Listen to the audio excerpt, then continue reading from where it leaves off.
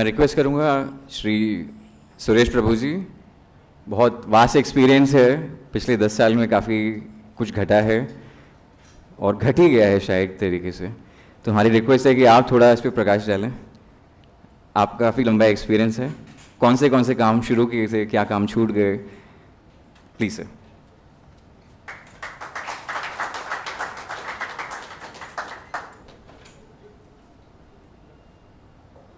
Mr. Devendra Fadnis, Mr. Ashish Shelar, Mr. Vinay Sahasrabuddhe, Nandita ji, Mr. Venkatesh and friends. It looks like all my friends are only here. So I am very touched by the fact that this is like a family event. And I must congratulate Mr. Venkatesh. Normally chartered accountants are known for just keeping books of others. But here you have decided to do the auditing of the books maintained by others. The one who is supposed to be an economist, but now there is a big question mark about his credentials as an economist itself. And the whole thing now revolves around some people attributed to these three great people of India a new theme, that they are part of a dream team. I was all the time thinking that where did this dream and team came together? Somebody told me that it is a team in dream because there is no team. But then the more appropriate description would be that there is a nightmare, not a dream, and an absence of team is what makes them together. In fact, we have been seeing in the last 10 years that something extraordinary has happened in India. For a long time, India has been, in fact, incidentally, India has always been, if not the largest, the second largest economy of the world, barring maybe a century and a half, particularly after the Industrial Revolution, when we lost this unique distinction. Then thanks to mindless policies of the Congress party, which pursued this vigorously, without application of mind, disregarding the reality of the rest of the world, India landed into deep difficulties, forcing the government to take a corrective action in 1991. And then we really started getting back to where we always belonged to. India was on a course of becoming one of the significant economies of the world, nowhere near where we were, because we would never have been the second largest economy so soon. But still we are on a track to be one of the great economies of the world. And that was further reinforced by the fact that when Atal Bihari Vajpayee became the Prime Minister of India, everybody felt that he is not an economist. There was a great economic team led by Dr. Manmohan Singh previously. Therefore now, the economic development will not take place as rapidly as it should be. Surprisingly, a Prime Minister who never claimed to be an economist, he always used to say that I don't understand economics, provided the biggest and the strongest foundation for India's economic growth. This was an unprecedented growth in India's history, wherein a long-term vision for development of India was unveiled for the first time. First time we realized that if we do not bring connectivity, India will never be united. So we started providing rural connectivity of roads. Atal Bihari Vajpayee's own vision of making India connected to each other really connected India to the rest of the world. And in 2004, 2004, when unfortunately India lost power, Dr. Manmohan Singh became the Prime Minister of India. Everybody felt now India is going to go on a not just double digit, probably even higher than that growth rate. I was always suspicious of that. In fact, this is not something which I am saying today. I have said in the parliament also that I always doubted the credentials of this government to actually make progress. And unfortunately, it has come true. Last one decade, I had written a piece, a decade. But you have written very better. You have said a decade of decay. So basically it's still decaying because there are 6, 7, 8 months of this government to happen. So it's not decayed, but it's still decaying. And therefore, in last 10 years, we have seen unprecedented deterioration of almost everything that was achieved in the previous 10 years. And I think history comes back to haunt people. In 1991 to 1996, the Prime Minister of India was not Dr. Manmohan Singh. In 91 to 96, the Prime Minister of India was Mr. Narasimha Rao. He was the one who made this economic growth possible. He was the one who actually created an atmosphere which was necessary to actually bring about a total sea change in economic thinking. And he's the one who actually brought about a complete change. The political economy that was managed during that time, that was made possible for a technocrat like Manmohan Singh to actually implement something which was already a political agenda. I remember in Tirupati meeting All India Congress Committee, which took place maybe in 1991, late 1991, everybody had challenged this new economic policy. But Dr. Manmohan Singh could not even go out, stand up and explain the policy to people. Because it was not something, it was his grain. But what could make it possible was the great ability of Narasimha Rao to make it possible. But somehow, we wanted to obliterate the history. We wanted to say there was no Prime Minister of India during 1991-96. There was only Manmohan Singh which was steering the economy. And now from 91 to 1996, there is no Finance Minister of last one decade. There was no Finance Minister in India, only Manmohan Singh was managing the economy. That was the belief that we wanted to create, make-believe world, till about 2 years ago, when the economy started sliding down. In fact, the sliding had not started 2 years ago. As you have correctly pointed out in your various essays that you wrote in Rediff, that it has happened over a period of time. The big castle never crumbles. Each of the small little piece of that castle keeps crumbling and then suddenly it collapses. So what we are seeing today as a collapse has been a culmination of various inaction, wrong action, omission, commission that has taken place in the last decade. And therefore today we are on the verge of becoming, I should not use this harsh word, but a bankrupt economy. And why I am saying this? We always claim, and Manmohan Singh is still saying this. Of course, he never said anything, so you cannot say Manmohan Singh is saying this. Because we don't even listen to Manmohan Singh. In fact, they are real true followers of Mahatma Gandhi, that one doesn't speak, the other one, who is the finance minister today, never listens. And the third member of the dream team, the Deputy Chairman Planning Commission, he never sees, because he is also, even today he has said that the inflation will fall in December. This is the 32nd assessment, the 32nd forecast he has given in the last 10 years when the inflation is going to fall. 32nd time, I was just calculating it. So therefore he doesn't see when this is really going to come. And therefore there are three, so they are true followers of Mahatma Gandhi. One doesn't see, one doesn't listen, and one doesn't speak. So I think this is truly a Gandhian government, no doubt about it. But in the course of these 10 years, we have seen a significant decay in which India is on the verge of becoming a bankrupt. How? A total net liabilities of government, that's the entire India, external liabilities, are $300 billion.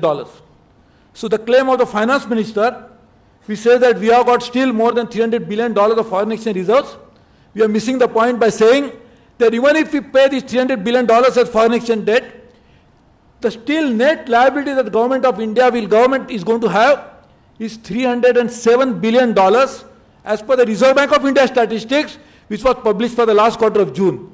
In September, the situation will get still worse. So now India is virtually a bankrupt economy. And therefore, 10 years, I am really surprised that they could achieve such a tremendous feat. I must congratulate these people. And therefore, my good friend Gemini Panchal, I don't know where he is, he's still working. And he's still making one more prayas. But so therefore, this our prayas is something which is on one side. But more than that, I must congratulate you as much as I could.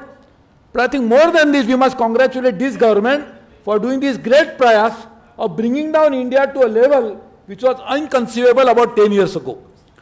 And therefore, this is what is the greatest achievement, which has been well documented by your really incisive writing. I am really pained by the fact, wherever you go, nowadays to say that you are an Indian means you are awaiting a barrage of attack from all quarters about what is happening in India. Image of India has taken a huge beating. India's image, only about few years ago, was a country which is on the rise, a country which is going to challenge China, and today the difference between Chinese economy and Indian economy is 4 times. Chinese economy had doubled in last 5 years when the growth rate has slowed down. You can imagine in last 30 years, the Chinese economy has grown by 60 times. In 1980, China's economy's total size of economy, the total GDP, was lower than India's. And today Chinese economy is 4 times larger than India's. It's already $8 trillion plus. India is still less than $2 trillion. And this has happened in the course of last 30 years. So China is on the rise and India is declining.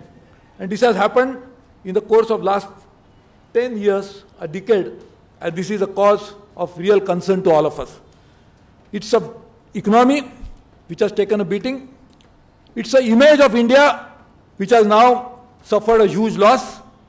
All institutions of India have been deliberately denigrated during the last 10 years. Whether it's a parliament, whether it's a judiciary, whether it's all constitutionally created bodies, this government has actually deliberately made sure that these institutions are ruined during these 10 years. So it's not just damage to economy, it's not just damage to international image, but it's also the institutions which have been completely sabotaged during the course of 10 years. And also, one of the worst damage that has been caused is caused by creating a new work culture in India. To promise something free, we are actually damaging the future of India. In fact, one of the things that really happens is that why China could develop. It's not that China could develop just because of the macroeconomic policies carried out in Beijing. China could develop because there are more than 700 million people. 70 crore people migrated from rural areas into urban areas. They created the huge factory of the world, one of the largest manufacturing hub of the world, in which China has now become the largest manufacturer of the world, largest exporter of the world, largest custodian of foreign exchange reserves of the world. $3.5 trillion is the China's foreign exchange reserve. And this has all happened in the course of last 30 years. Why? Because the Chinese economy became more productive. The productivity of every Chinese improved considerably. And in that context, what are Indians doing? We are trying to create a culture where you don't have to work at all and still get everything that you want. And this is the biggest damage that has been caused in the course of last 10 years. And I think that's something which is an irreparable damage to India's economy. It's not enough. Even our government had mooted a proposal that they wanted to give a free mobile phone to everybody. Government claims itself that there are 900 million users of mobile. So I always wonder that in a population of 1.2 billion people, 900 million people are already using mobile. So the remaining 300 million people are whom? They are only infants, just born. So probably now government wants to give a mobile to a person that you are just born, now please use mobile immediately. And that's the only way it can happen. And that too mobile they want to give free. So this is something a government which is already bankrupt, trying to give everything free only because to win an election, which of course they will lose. But the election they want to win at what cost? Causing cost to the economy, causing cost to international image of India, completely debasing the institutions and spoiling the work culture of the country, mortgaging the future of India.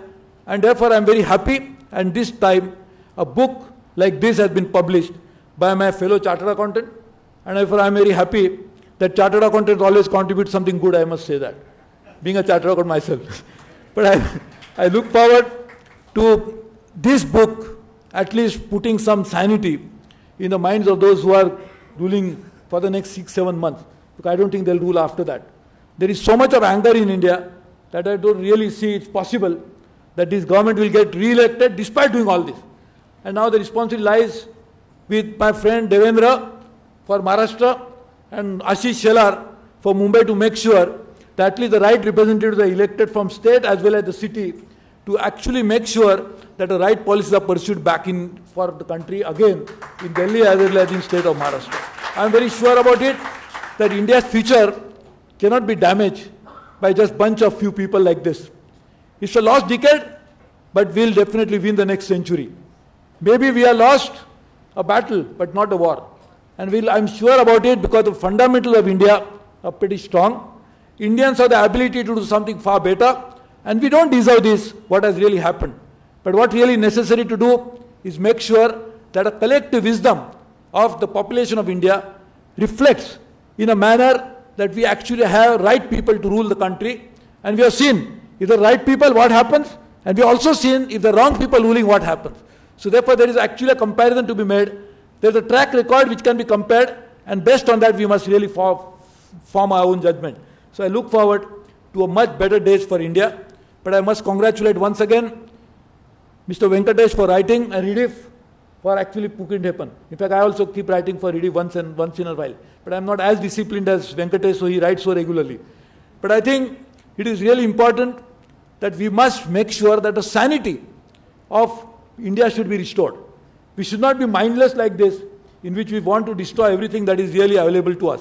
And therefore, I really look forward to it. The inflation is high, corruption is highest, and the credibility is the lowest. I think this is like the fundamentals of human body are in that fashion. I remember 2 instances I'll tell you, and I'll just stop my remarks. I need to go, I'm sorry about it. I used to be, as a member of parliament, I was the only member of parliament who used to anchor a program for Lok Sabha TV, only member. So I used to have a program called Top Shot, which actually had more than 50 episodes. So I was also a journalist like my friend, she's sitting here.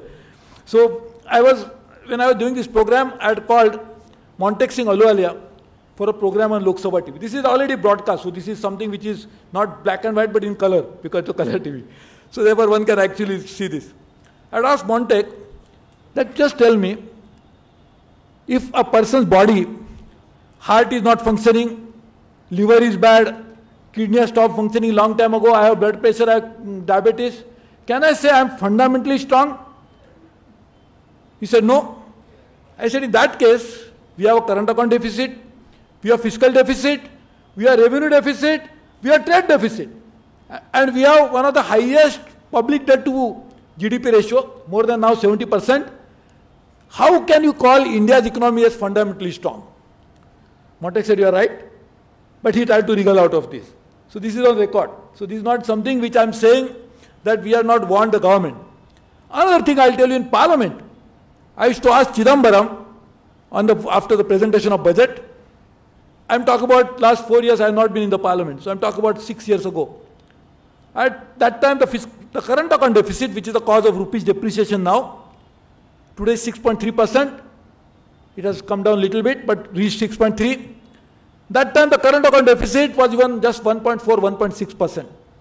And I told him current account deficit is a cause of concern. And current account deficit, despite the fact that India gets largest remittances in the world. The Indians who work abroad in 52, 53 degrees centigrade in Middle East, they send 95% of the earnings back home. That's how India gets highest remittances in the world, now $70 billion. Despite the fact that India gets more than $60 billion at IT exports. All this money goes into the current account. Despite that, India's current account is high, so I was telling Chidambaram, there is a cause of concern. Mr. Chidambaram used to tell me that, Suresh, this is not cause of concern. Current account deficit is foreign savings coming into India. I said, you are right, Mr. Finance Minister. It's a foreign savings coming into India, but when are we receiving it? In what form I am receiving it? I am receiving it as loan, not as a charity, as a donation, or as a philanthropy coming into India. But unfortunately, these warnings were never heeded, and today we are heading for a crisis. So it's not that nobody knew that the crisis was coming, but we always created this crisis by our inaction, and therefore it is only to be blamed is this government, and therefore I am very happy that you have come out with this book. I know it's not a political statement, but I think this government has caused all these problems which are created by their own action or their lack of action, and therefore I think they are squarely responsible for this. I am sure we'll take this corrective action soon, and the correction will take place in not too far a distance, maybe in the next 7-8 months. So all the best to you, and I really look forward to better days for India. Thank you very much.